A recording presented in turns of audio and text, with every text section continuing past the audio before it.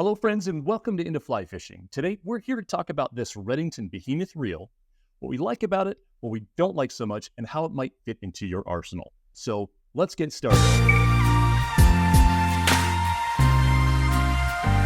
Well, thanks again for being here, everybody. Welcome to the episode about the Redington Behemoth. I am Nick Jovanovich. I've been fly fishing for over 35 years of my life. I'm also a professional guide for the last 15 years in Southwest Montana. So I get to use a lot of equipment, abuse a lot of equipment, and see how other people use that equipment as well. And today's subject, like I said, Redington Behemoth, let's dive into this thing and see what's up with this offering from Redington. But first, if you don't mind, please like this video. Please follow us on this channel. It helps big time when you do that. Every little thing helps a lot. It takes a lot of time and effort to do these videos for you. We love doing them. We want to keep doing them. And anything you can do to help us out really is important. So thank you very much, and let's get started. So if you're in the market for the Redington Behemoth, you may have looked at, say, the Orvis Clearwater or the Echo Bravo, both somewhat comparable reels in the category, but let's dive into this Redington Behemoth. First off, what is this reel for? Well, Redington claims this is a lower-priced reel with a heavy-duty intention. It's overbuilt, it's got a big, beautiful drag on it, and it's intended for, say, big trout like streamer fishing, for pike, muskie, salmon and steelhead, all the way up to saltwater. Saltwater, maybe? I don't know. Let's talk about this reel a little bit more, and we'll see if it's really able to handle the salt. Now, what about the options in this reel? Redington has this reel available in multiple configurations, and starting off with a 4-5 weight option, a 5-6 weight option, so there's a little overlap there. You can get a little bit choosy in those smaller behemoth sizes. Then you've got a 7-8, a 9-10, and an 11-12. So it's covering a pretty good wide gamut of things with those reel sizes and the overbuilt drag. And as always, Redington's going to give you a lot of options as far as color is concerned. That's kind of their thing, their aesthetic, and you can pick from black, gunmetal, bronze, or this is the OD green color. Always very interesting and fun options as far as color from Redington. So let's talk about the general build on this thing. Of course, this is the obvious large arbor reel. It's got a pretty good sized drag knob here on the back as well. Easy to grab and twist as you need to adjust the drag. It's got a pretty unmistakable look to it as well. It's easily noticeable with that sort of coverage on the back of the reel. These modern looking spokes on the front side as well. And they say that this is an unmachinable design. So it is a die cast reel. And I know you won't be able to see this because it's already lined up, but it has a V channel inside the spool there. So that V channel is also a unique shape, which helps bring the line down and lay nice and properly wrap over wrap over wrap all the way to the top of your fly line here. The handle is a large, nice, and easily grabbable handle, and there's nothing really special about it. It's a pretty straight up plastic handle.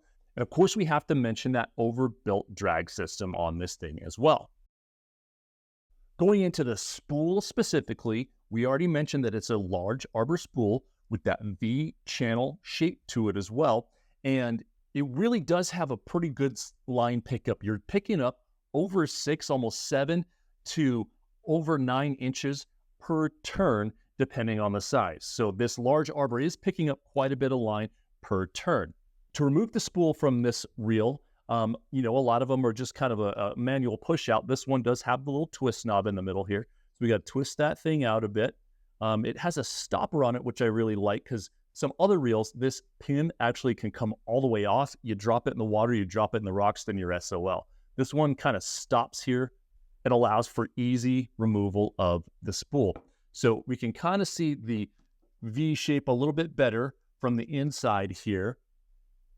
And that very interesting spoke design on this thing too. With the spool out, the reel itself, the casing has an open design, which is really nice for putting line on or taking the spool out and putting it on without pinching the line in here. Of course, a lot of traditional reels have a closed design to the outer part of the reel, but this one is really nice and open, simple operation, and you get a look at that drag right there. So the backing capacities, and I've been looking at this reel. I need to add a little bit more backing to this one because I just set new line up on it, and I can see that it's running a little bit short in here. But nonetheless, the backing capacities, even with this V channel, it does kind of narrow down or drop down your backing capacity a little bit, but they say that the upside, again, is the perfect positioning of the line into the spool. So on the 4.5 and 5.6 models, you're getting 125 yards of backing capacity. When you move up to the 7.8 and 8.9, then you're jumping up to 200 yards. And then the big boy, the 11.12, gives you 250 yards of backing capacity. Now, let's talk about that drag specifically that we've got this reel open. This, again, of course, Redington claims as a heavy-duty drag system. The inside, the drag system is a heavy-duty carbon fiber disc drag, and it's said to have pretty incredible stopping power for big, bad fish. From pissed-off trout to salmon and steelhead all the way up to tarpon, you're supposed to be able to crank down on this thing and stop those runs.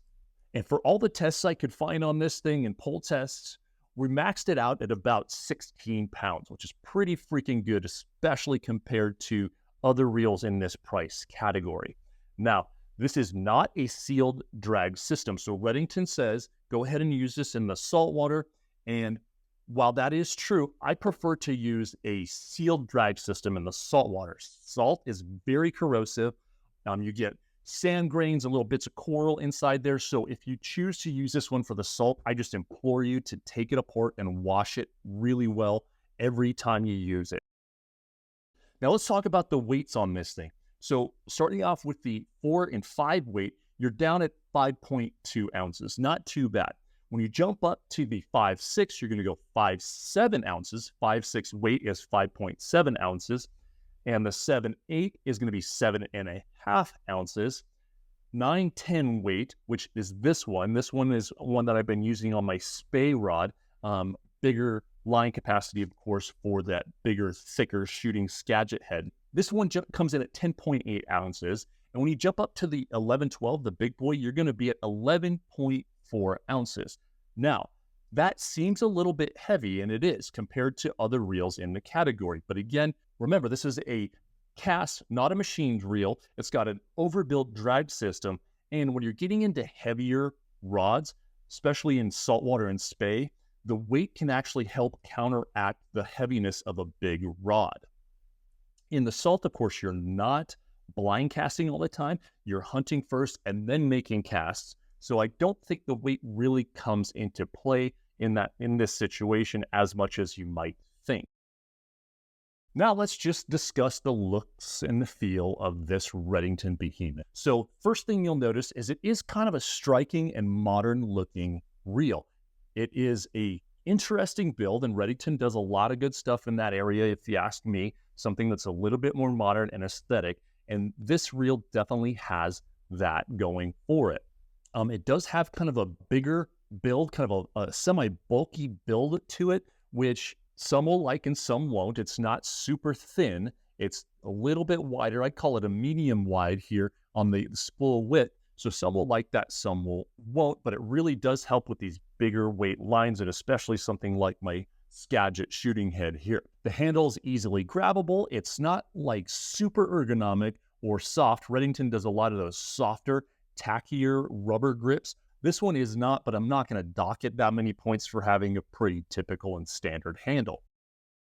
And a lot of people care about the sound. It's not something that I care about that much personally, but I would say this sound is a medium soft sounding reel. On the pull out, on the run, or on the retrieve, it's very similar. And I don't really prefer reels that have a big scream to them. It's not my thing. I really like something that's a little bit more subtle, and this one fits the bill for me. Let's see if we can get this on.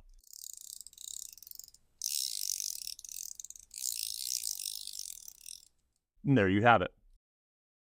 Now, what about the warranty and reliability? Well, Redington does add a lifetime warranty to their reels. Of course, that is for the original owner only, and it doesn't cover anything like negligence, but construction, reel failure, materials failure, they're pretty generous with this stuff. So original owner, full lifetime warranty on this reel. Now, These really interesting and cool finishes from Redington, they are really neat, but they can scratch a little bit, okay? So I'm usually pretty careful with this one. I put my reel caddy here on it when I'm traveling or when I'm in the boat and I'm not using it. It will scratch and ding up a little bit. I find that the gunmetal or the gray colors hide it a little bit better than these brighter, more intense colors, but it's just something that you got to know. Now, I haven't dropped this one personally. I have heard of people dropping them and they get a little bit of deformation then in the spool itself. So maybe not the most strong or rigid construction. You don't have to baby this thing, but I think you want to be mindful of how you're using it. Now, what about costs and comparisons? So the smaller weights, the 4.5 and the 5.6, and I believe actually even the 7 and 8. So 4.5, 5.6, and 7 and 8 are going to run you $130. Now, when you jump up to the bigger reels like this one, so I got the 910 here and the 11 and 12, you're going to have to pay a little bit more, $150, but you do have some more materials in it as well. It's not that big of a difference, but that's how Redington has it priced. Now, the Echo Bravo comes in at $140, pretty comparable, but you do have fewer choices in size, and it does say that it is a pretty darn solid saltwater reel with a good drag system, but you just don't have as many options as you do in this Redington Behemoth. Now, the Orvis Clearwater comes in at $100 to $120, depending on the model that you choose. But again, you're getting a lesser drag. We're kind of in that similar price range, but a lesser drag, and you also have fewer options with that reel as well as far as sizes are concerned. So let's talk about the pros of the Redington Behemoth Reel. There are a lot of pros. The ones that catch my attention are, well, the price, performance for the price, lots of options, and this heavy-duty drag system really does what it claims to do. It is a good, solid, heavy-duty drag system. And everything has a downside too. No matter what, the best reel in the world has some downside depending on what you're using it for and what you need personally.